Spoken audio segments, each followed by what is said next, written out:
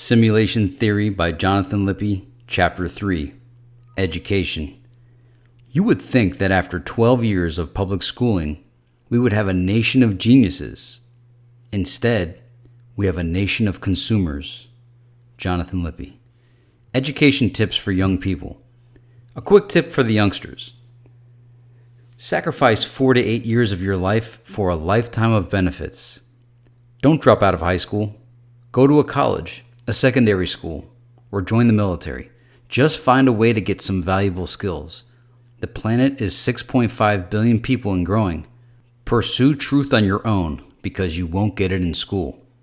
School teaches you how to learn on your own. I did over 16 years of school and still don't know how to survive. It's my fault. I didn't know back then. Now you know. Discover the truth. The population of Earth in the U.S. is increasing every day. You need to prepare and equip yourself with knowledge, or at least a piece of paper that says you have the knowledge to compete. If you don't, you're going to get left behind. Tips for while you're in school. Unless you're failing badly, don't drop a course.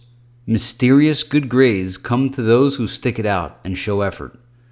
School is not hard like it was when your parents were in school. It is pathetically easy. Show up every day, even if you're tired and don't feel like it. People with learning disabilities or Down syndrome graduate high school nowadays. If you have a perfectly functioning brain, you should be able to also. Whether or not you believe the school system only wants you there so they could tax the taxpayer for a body in the classroom, hence the big emphasis on attendance, doesn't stop the reality that you need to graduate. Why has school not evolved? As taxpayers, are we receiving a return on our investment? Spend more money on education? That just puts more money in people's pockets that are already doing a bad job. After 6th grade, it seemed like all the classes began to repeat themselves. Was the subject matter in 6th grade English or history any different than 12th grade English or history? Was the history even true? The past is permanent, right? Are there time travelers going back in time and changing historical events? Whether or not teachers teach or students learn is irrelevant. Look at what is taught. Is any of it relevant in the 21st century? Reading, writing, counting are basically taken care of in elementary school. You can leave elementary schools how they are. Just maybe integrate more computer stuff in there. But middle and high school, what are the goals with that? These are the years when kids all start to fall off, not because of hormones, but because they're seeing the same topics and aren't getting introduced to new things. They're a little wiser now and are starting to question the information and not seeing the value in it. Some long 18-week history courses or other courses could be replaced by well-produced, high-quality DVD box sets, which could be consumed in 1 or 2 weeks. The teacher can facilitate discussion of concepts. Let's face it, students don't read the chapters when they are assigned. They do the questions at the end of the chapter and scan the chapters for the information. When they're assigned definitions, they just write it all out without active comprehension. This newly freed up time can introduce subject matter that is currently offered only as electives. I believe all students should be introduced to the following subject matter prior to graduating high school. Psychology. And I'm not talking about the version I learned in high school psychology, which was the history of psychology, famous psychologists, and methods of collecting data.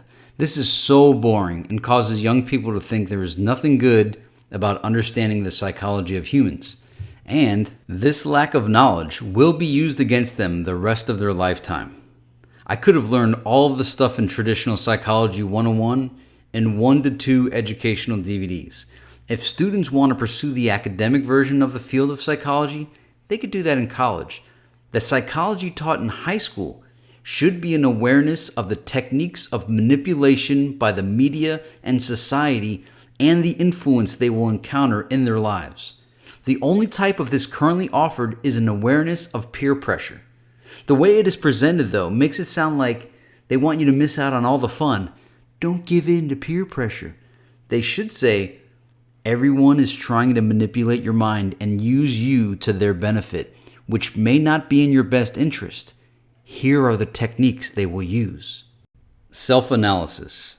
How a person manipulates their environment in positive and negative ways. How to eliminate the negative and focus on the positive. How a person should constantly monitor their behavior and question their motives. How the media is not your friend no matter how much they tell you they are. How diet, sleep, exercise, and temperature affect behavior. Environmental analysis. How others manipulate you for their benefit. Social engineering. Techniques the school system uses to condition students' destiny. Intentionally, negatively reinforcing some students so they will fail out and take low-paying jobs, and intentionally positively reinforce other students so they succeed. The techniques used by the mass media, marketing, and society to condition behaviors, selectively expose limited parts of reality to them, and create consumers.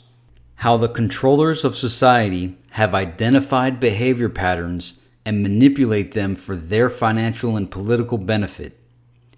The concept of doublethink and doublespeak. Whatever they say, usually the opposite is true. How we're told that humans are chaotic, unpredictable, and uncontrollable, so people never realize they are completely predictable and controllable. No life in space equals life everywhere. War on drugs equals more drugs than ever. War on illiteracy, more illiteracy. Whatever you hear is usually the opposite. Watch actions, not words. How to read body language. How to disguise your own body language so people cannot read it. How the mass media is constantly conducting psychological experiments on you to see your response. Conditioned response. Enabling behaviors. How evil exists constantly and how to extinguish it. How memories are formed and why we block some of them out. How we must confront poltergeists. How the neural network in our brain works. Allude to the idea that since every function has almost been completely mapped out, the methods of controlling humans are known. How the behaviors of society are manufactured. Point out that having emotions does not make us special, it makes us controllable. Point out that emotions are electrochemical reactions in our bodies and can be manufactured through injections and other methods. Affecting a person's emotions can get them to kill people or do things they wouldn't normally do. How we need to have discipline over our emotions and addictions. How society tries to keep you addicted to keep you dependent on it. How we're lazy by nature and how we flow in the path of least resistance to avoid putting out effort.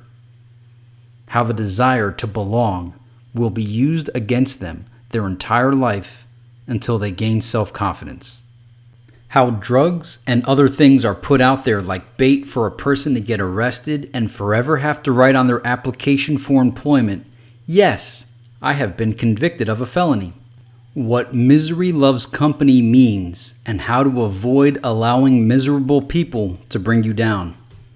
How a person needs to learn responsibility for their actions, take control of their lives, be disciplined, and not give in to the easy way out if they want to succeed.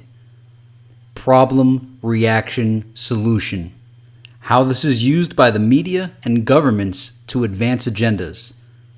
That you should trust no one. Everyone has an agenda. How to listen for key words that expose hidden agendas. How life is a series of traps to make you dependent on the system, and how you must be vigilant to not become a victim. Teach the ways to discriminate people as manipulators. If someone uses drugs, they don't respect themselves. How could you expect them to respect you? If someone will steal from their family, they'll steal from you. Explain that people will say one thing and do another. Emphasize to watch what people do, not what they say. Let their actions speak and not illusory words. Let your own actions speak and not make false promises or statements. All of this is important because it seems like we are intentionally not teaching innocent people how to identify criminals anymore. In school, I was taught not to discriminate or stereotype. Actually, how nice of a person I am because I don't do those things. I just wish they taught me how to identify people that were out to screw me over. I wish I knew everyone wasn't my friend. I thought they were because I treated others how I wanted to be treated. They didn't return the favor. The fallacies of logic. Auto mechanics. The majority of people are going to own a car in their lifetime. Auto mechanics is an elective, which means the majority of students will not take the class because they don't have to. We make it mandatory that students learn about subatomic particles in science class. Now, while I liked learning about protons, neutrons, and electrons over and over again, I think I'd be better prepared for life if I learned how to change my own oil instead. I think being able to identify the parts of a car would have been more helpful to me than identifying the subject and predicate parts of a sentence 6 years in a row. While there are a few people who will grow up to be copy editors or grammar teachers, everyone will grow up and have some form of an interaction with a motor vehicle. Accounting and banking. Explain that just because a bank does something doesn't necessarily mean you're allowed to. Explain how the tax system works and why it's so convoluted and complicated by design. How society tries to keep people in debt and the responsibilities of owning a credit card. A quick seminar on how to operate a cash register may be part of the course too. A brief introduction to the history and how-to of creative accounting should also be offered in this course. Further, explain that when you take courses called ethics, in reality, what they're doing is teaching you how to cheat with a clever, gentlemanly twist to it. Politics. Explain the unspoken agendas and ideologies of the major political parties in the United States and how all isms were all created by the same group of people in order to control all ideologies. World War II essay question. Explore why Democrats believe that what Adolf Hitler did was evil, but what Joseph Stalin and Mao Zedong did was justified. Plumbing. Everybody with a normally functioning body has to use their plumbing system. We all take showers and flush toilets. We all have no idea how all this works. Where does it go? Electricity. How does the electricity in your home work and where it comes from? How is it generated? Introduce students to alternative energy, perpetual motion, and the possibilities of free energy. Have them question why we have a centralized form of electricity distribution and why each home can't just have their own electricity generation. City planning, where all of the utilities in a city come from, and the theories behind how neighborhoods and towns are designed. How to build a house. How is a house built? What are the steps? What are the materials that go into building a house? If you had to build a house, could you? Real estate. People should be able to understand the basic ins and outs of buying property and everything else involved in real estate. ROTC, military boot camp training, should replace PE.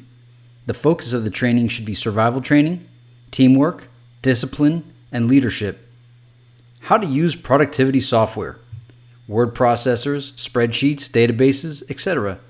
Some people learn, but not all. Why is it that it's 2007 and people still say, "I'm afraid of the computer"? Windows 95 came out 12 years ago.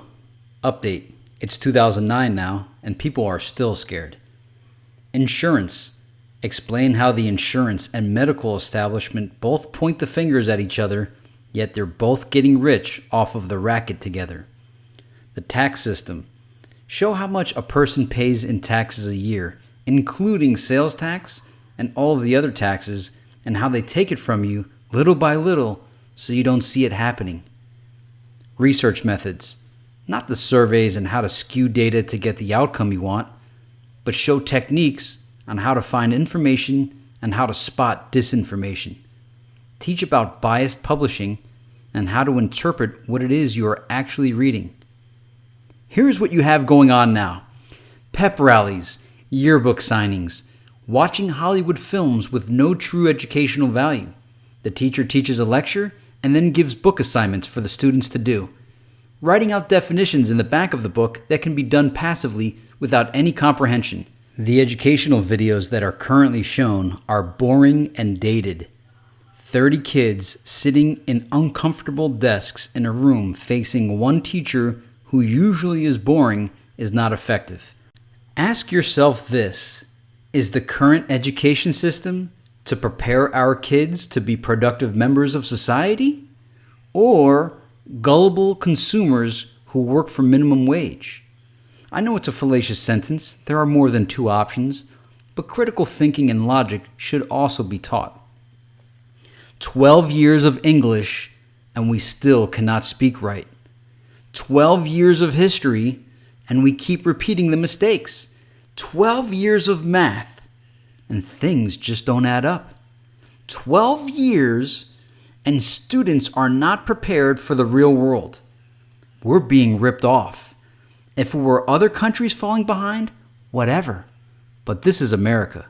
We're supposed to be the best at everything. Sometimes it seems like we're not even trying anymore. And aside from a few good teachers, whenever I would try to enlighten others about things outside the box, I would get shot down. They don't want you to think outside the box, and they don't want you to think. They just want you to sit down and shut up and repeat back on the test exactly what you've been told. That sucks. From my perspective as a substitute teacher, I taught all of this stuff to the students, and most were so used to having their time wasted, they didn't know information if it smacked them in the face. But there were other students that said, I've been waiting my entire life for someone to say the stuff you're saying. You're saying exactly what I've always thought. Other students would just ask, is this going to be on the test? If it's not, I'm not interested in listening to it.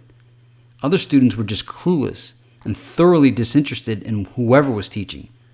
I wondered what each student's total educational experience was and how much more it could have been. The 21st century classroom. Move towards a self-paced, distance learning format of learning, or complete audio-visual interaction, but have it take place on a school campus with instructors to answer questions and make sure everyone does their work without cheating. Just about every course that exists as a classroom class has multimedia DVDs or CD-ROMs to replace them. Ideally, a form of virtual reality should be introduced to totally immerse a student into a learning environment of which there are no external distractions. Friends and those of the opposite sex completely distract students who aren't disciplined to block it out. Try it with one course. If it is successful, expand and create more. Help the experiment succeed. Give it what it needs to be successful. Don't intentionally cause it to fail and say, see, it doesn't work.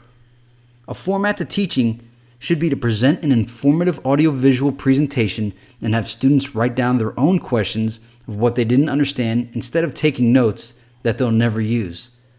As a teacher, issue your own notes to the students that they can refer to. Spending energy and attention on taking notes takes your mind off of focusing in on subject matter and feels more like a punishment than a learning tool. Teach them things they can use. Learning how to make and maintain a MySpace page can be a more effective learning tool than regular teaching.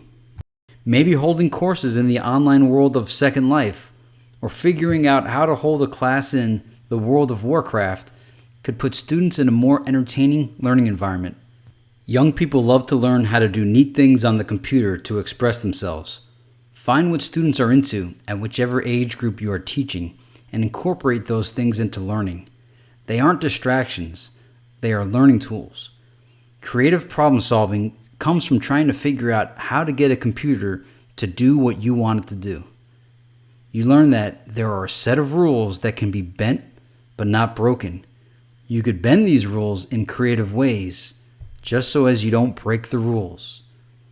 One of my high school English teachers had us read the novel Jurassic Park by Michael Crichton for class discussion in a grade. This was when the movie just hit theaters and kids were going bananas for Jurassic Park. And I think my class had a more enriching learning experience because we were excited to learn about the subject matter.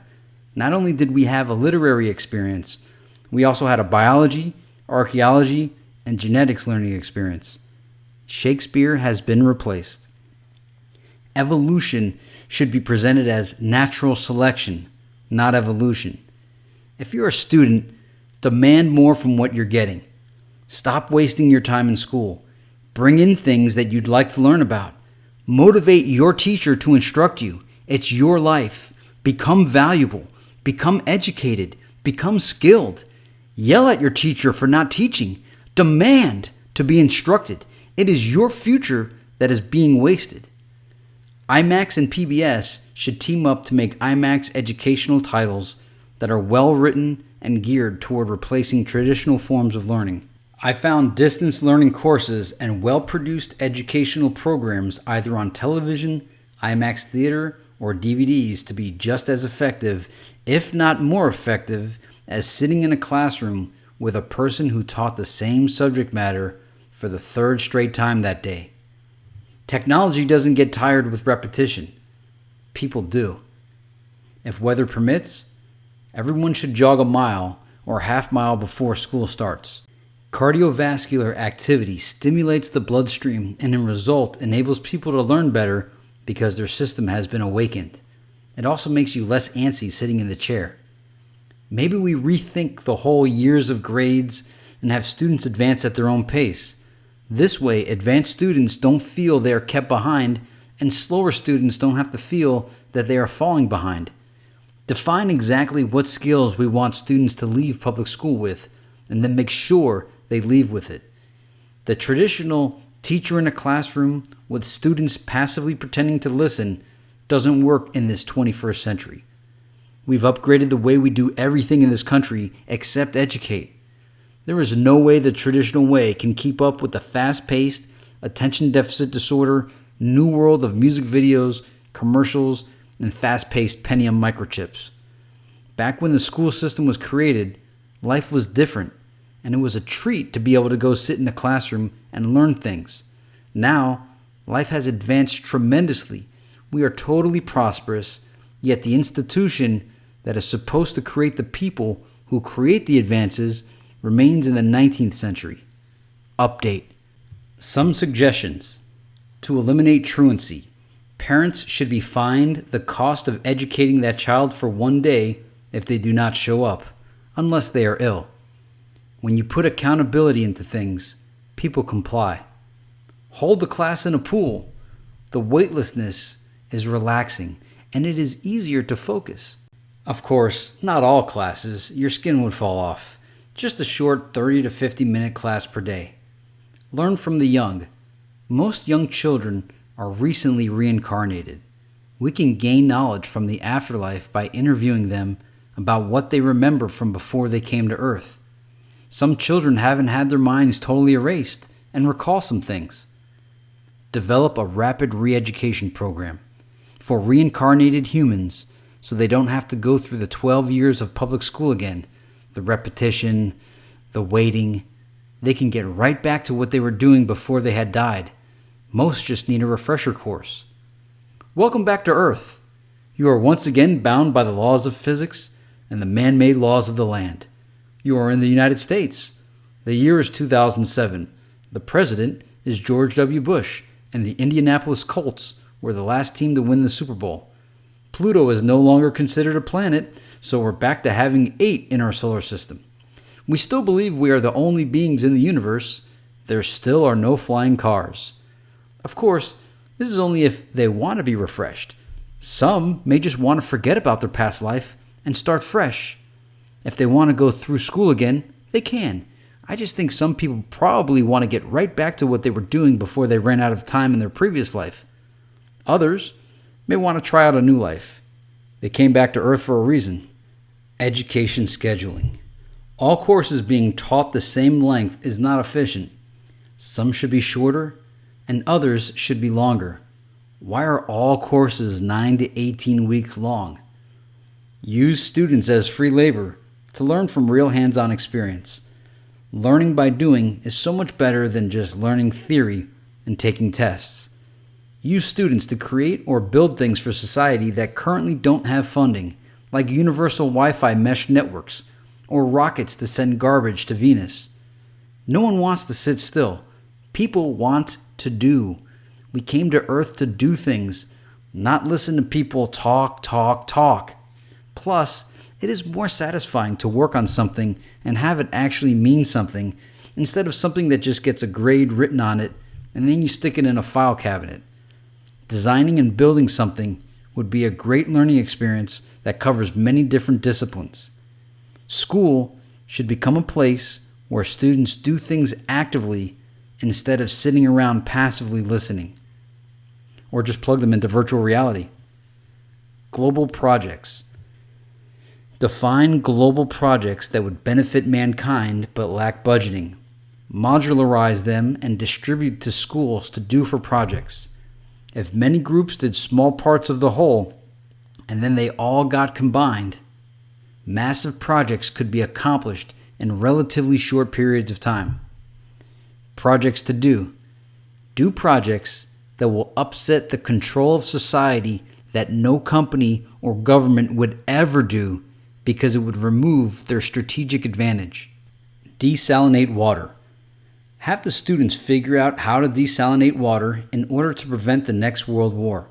Explain to the students the controllers of the world control absolutely abundant resources and convince you they are rare and charge you money for it. Show examples of oil, diamonds, paying for communication, paying for digital media.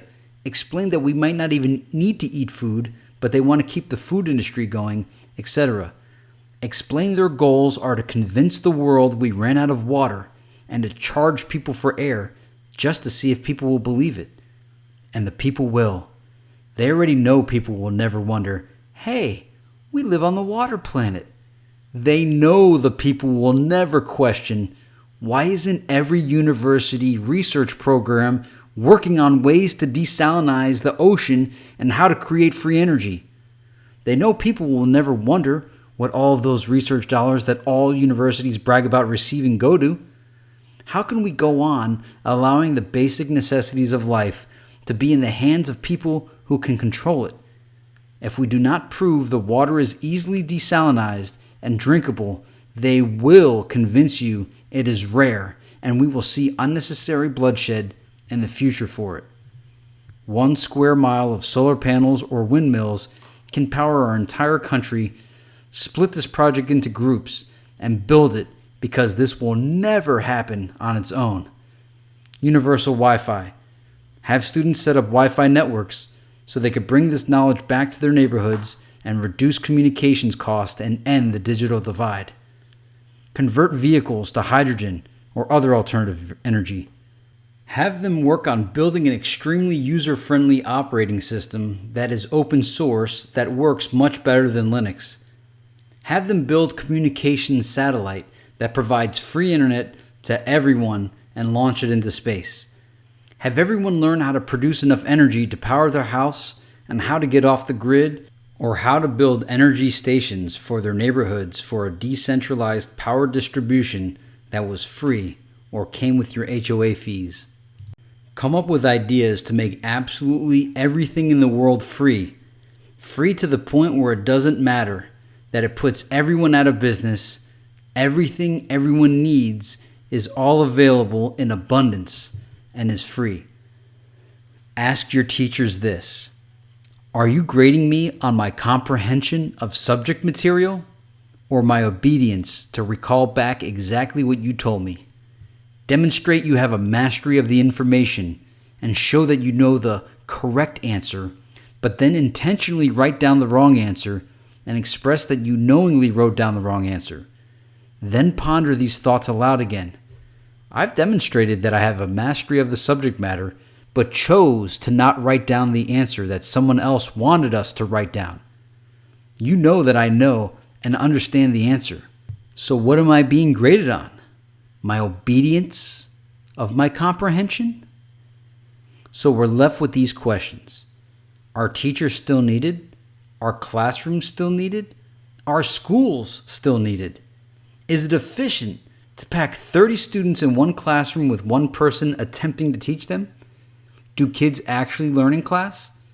Are we teaching the right things? What are kids actually learning in school? Advice to teachers. You have a special job. Don't just show up to collect a paycheck. You aren't just responsible for educating the future of America.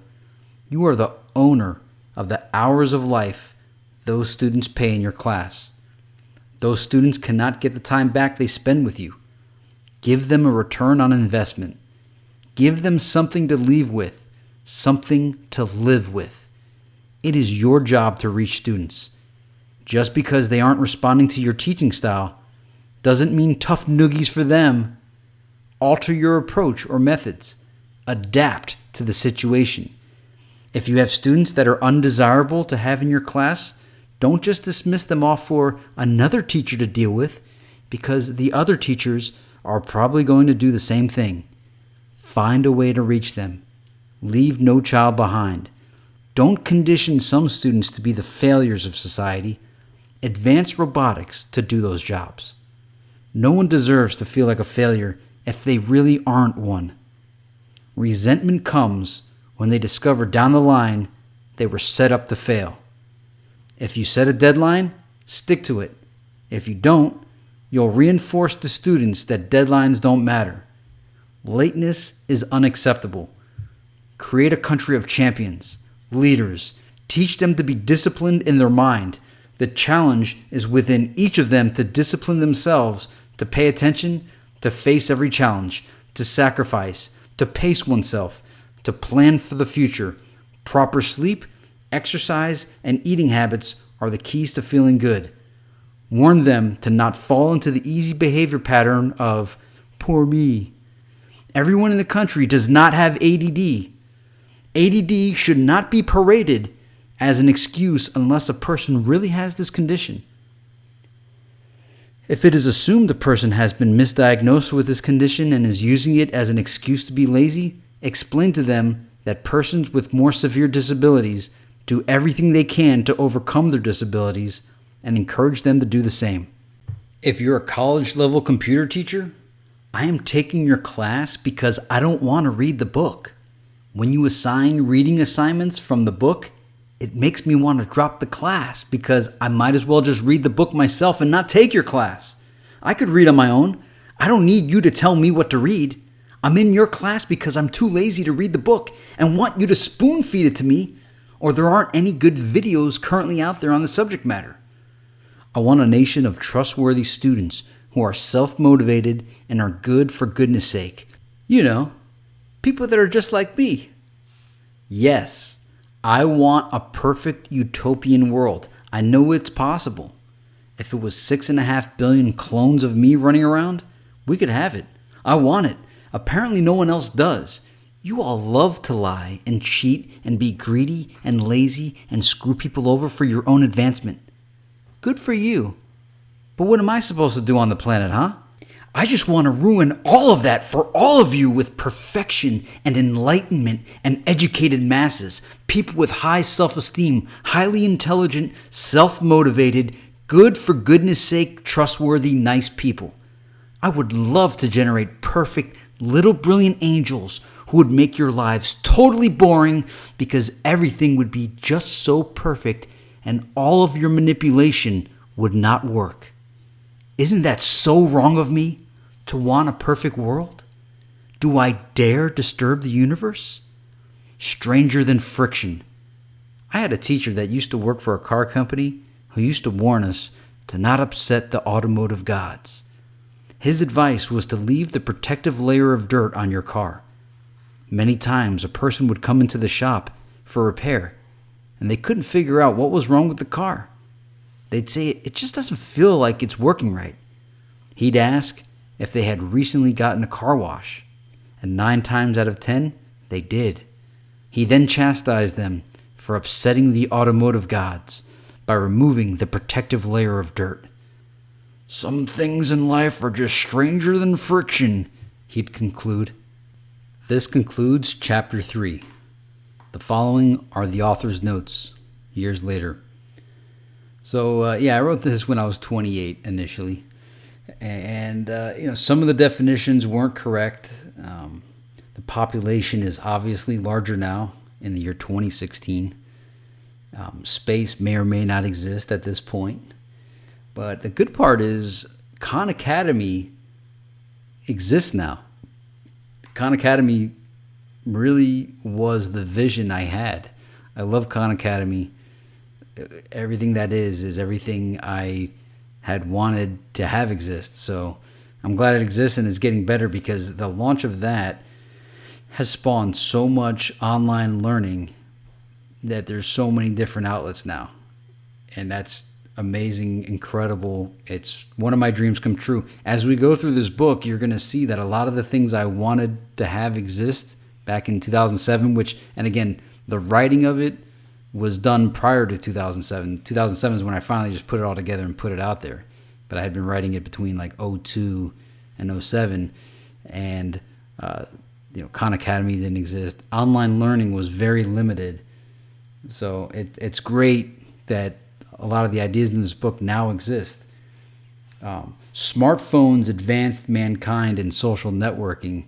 So the parts about people not knowing how to use computers, well, ever since like Facebook and MySpace and the iPhone, the Android phone, like those devices, it really got people to accept computers. And since those came out, now being geek, being nerdy, being into computers and tech, it's popular now. It's not weird. It's not socially strange. So yeah, there were a lot of inaccuracies in my wording, some hasty generalizations, but keep in mind this was written before you could get into debates online, and social networks with liberals who scrutinize every level of semantics and linguistics of the words you use on the social networks. Believe it or not, all the debates I've gotten in with people, while I feel like it wasted my time, what it did was sharpen my vocabulary and the way I express myself, because now I consider all different ways my words could be twisted and used against me. But it still happens. No matter what I do, no matter what I plan, people will take one thing and blow it out of control. And that's fine. I don't care at this point, because I know what I mean, and I know reasonable people do get the message. They get the main idea. And there were like a lot of little things I wrote here that could be twisted in the wrong way, but I think focused on as it being incorrect or whatever. But I think, a good person gets what I'm trying to say here. So this chapter has kind of stood the test of time. There's some things that, whatever. I'm kind of like cycling through it right now on my end. But what, the manipulation part, I was a naive, nice person. And a lot of people took advantage of me because they were, I'm not going to call them masters of manipulation, but their approach to life was to manipulate people, which isn't my first approach. My approach to life is to enlighten people, to engage people, to uplift people, to give every interaction that someone has with me, if they're engaged with me, I want them to leave a more advanced person, or like, wow, that was such an enlightening experience speaking with Jonathan. I really enjoyed his company, and I really gained from that interaction. And that desire comes from the ninth insight of the Celestine Prophecy, where we're here to enlighten each other and advance each other's life journey. But unfortunately, I thought everybody was like me, and they're not. A lot of people out there, their goal is to take advantage of you. And so, because I was a nice person, a lot of people took advantage of me at that time, or leading up to that time. Now, I'm not going to say I'm immune to it, but I try to use a lot of defense techniques. I've spent a lot of time trying to learn the tricks and techniques they use against people, and I try to expose it so that other good people that are like me don't get manipulated. So that's a big part of what I do, is to expose manipulators, expose evil, expose tricks, dastardly techniques.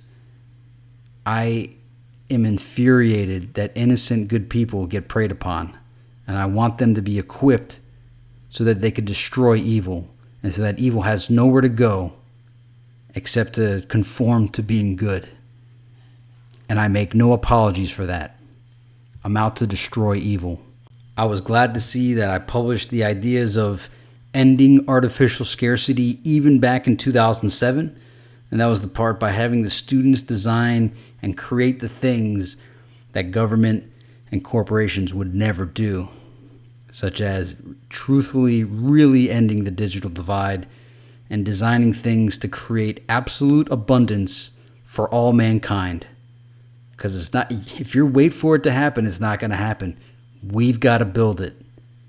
Abundance for all mankind. The know-how is there. It's just hidden and suppressed. We have to reveal it. So in the comments below, if you have ideas on how to improve education, post them. And obviously post any other comments you might have. Putting your ideas out there could possibly make them come true. This book is an example. Khan Academy now exists.